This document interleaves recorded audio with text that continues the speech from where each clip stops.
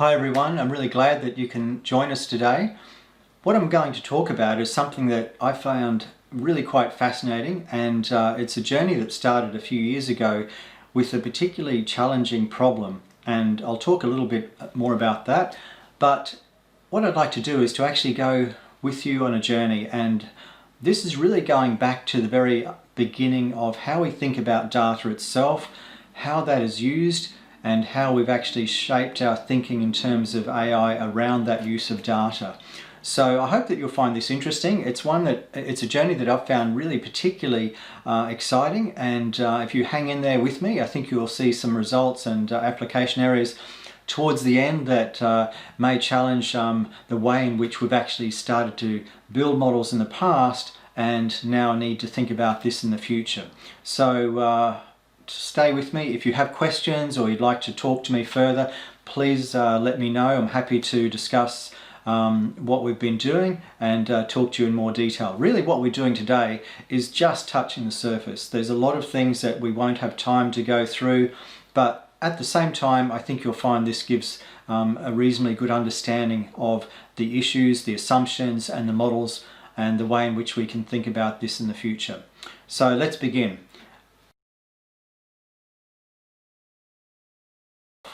So to begin our discussion, let's think about some problems of interest.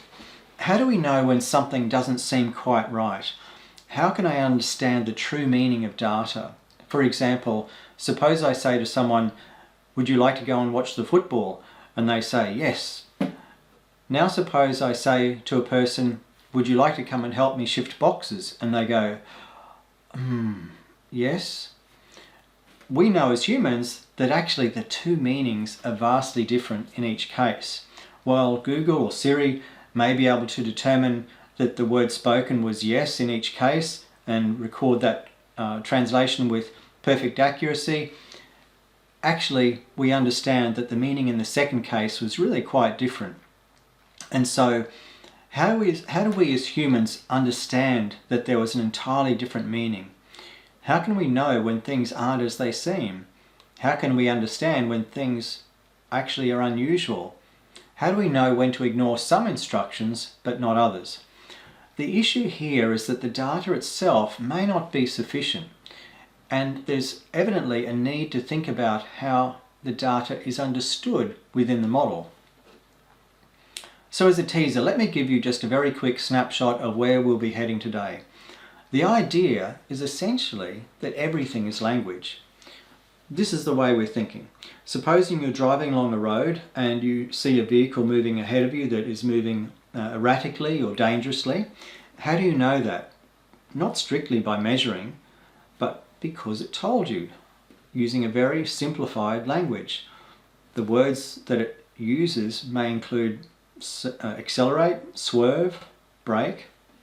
So we've had some success in a range of problems, and applying this technique gives us a hint that this may be actually of value for the future in terms of AI.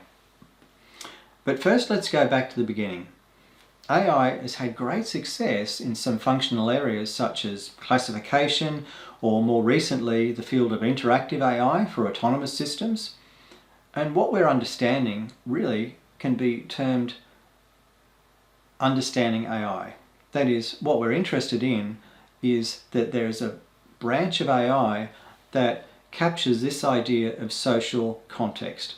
How do we understand the true meaning of data? A well-known quote by Richard Hamming says, "The purpose of computing is insight, not numbers."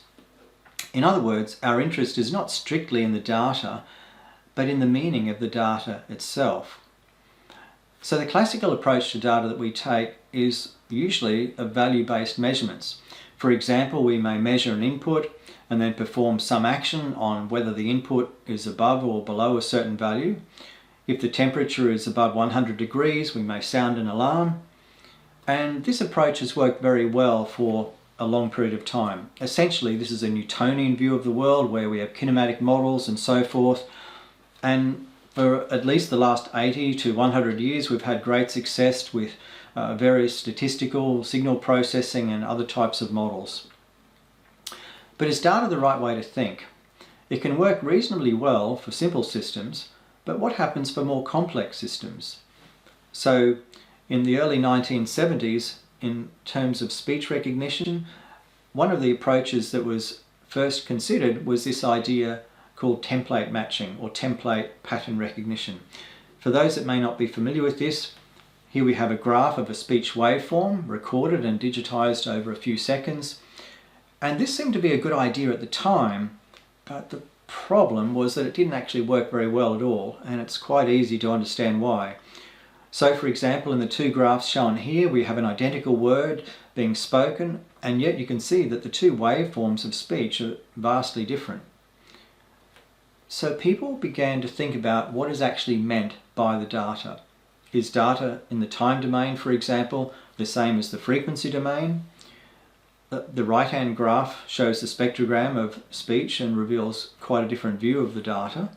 So the question is reasonably asked, maybe pattern recognition can be performed in this approach and using this domain, and that could provide a solution. However, it was soon realized that actually what may be needed is actually a different view of the data. In early speech recognition, what was needed to make a breakthrough was recognizing that the context of the data was more important than the data itself. And so the probabilistically framed hidden Markov model has become a cornerstone of automatic speech recognition systems. Okay, so let's consider a well-known classifier problem.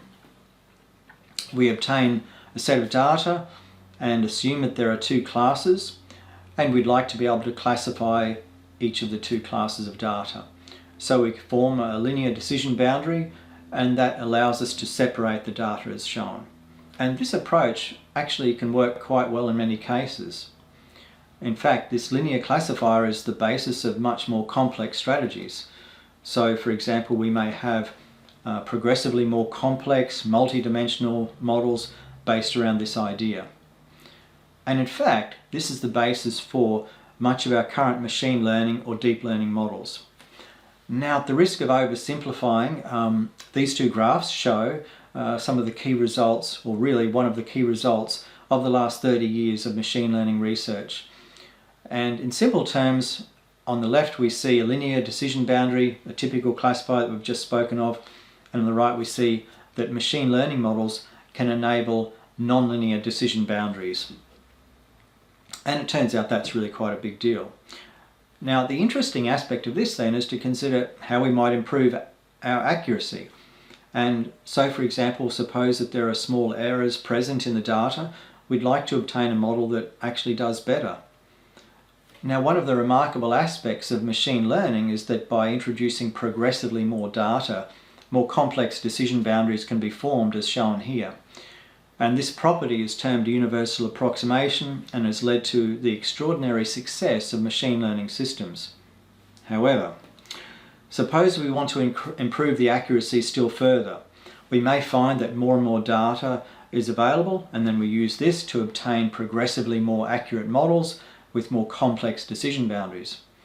So, can anyone see where this is going?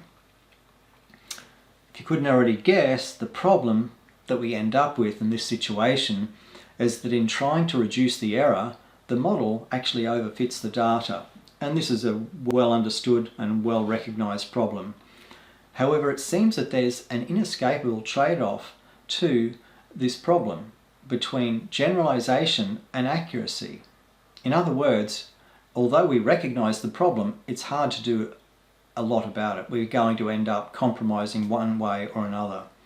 There's also the problem that the model is becoming very brittle. So if we add a little bit of data, do we change the model? Do we keep the model? How do we actually handle this whole situation? And while there's been various strategies proposed, this raises the question as to whether this model is actually flawed in some way. So, with apologies to machine learning researchers, as I'm one of them, this is a very significant issue, particularly as we start to progress from where we have come from and where we look towards going in terms of human understanding and understanding the world itself. Now, we've also looked at this idea of time-varying classifiers. How do we handle time-varying dynamic systems? So, for example, Is it possible to have a classifier that uses a large amount of data and provides a very precise model, and yet at the same time is capable of varying across some dynamically varying space? We may actually want to have a range of classifiers. So how can we achieve this with this current type of model? So although there are many different types of models that have been proposed, these same issues seem to be coming up again and again. We have progressively more complex models, more finely tuned to the data. However, ultimately, it starts to look a lot like the rule-based AI systems of the 1970s and 80s, where we end up with very complex, brittle models. And then we can look at the more recent field of deep learning, which appears to work very well, or does it? Although there's been many successes and it's made extraordinary gains in terms of accuracy of models and capabilities, there also is recent recognition that there are problems that are starting to come about as well.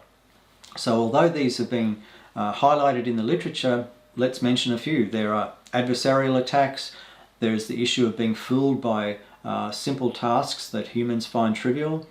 We have cases where adding 1 pixel to an image can change the classification from the image of a dog to that of a taxi. And more generally, we have this issue of understandability. How do we interpret the knowledge stored in the model itself? So the answer, if you like, or the issue I should say, is that perhaps it's not so much that the data is necessarily wrong or incorrect or insufficient. It's actually the fact that we need to think about the way in which we approach data rather differently. And although we have observed a great deal of success in data mining, machine learning, deep learning, it seems that the data doesn't always tell us the whole story. A famous quote by George Carlin is, "The weather tonight, dark, turning partly light by morning." So not really terribly much help to us. And we suggest that there's actually some good reasons why it's worth thinking about a new approach to the way in which we use data for AI. And I'll be talking about that in a little more detail in the next section. Thanks very much.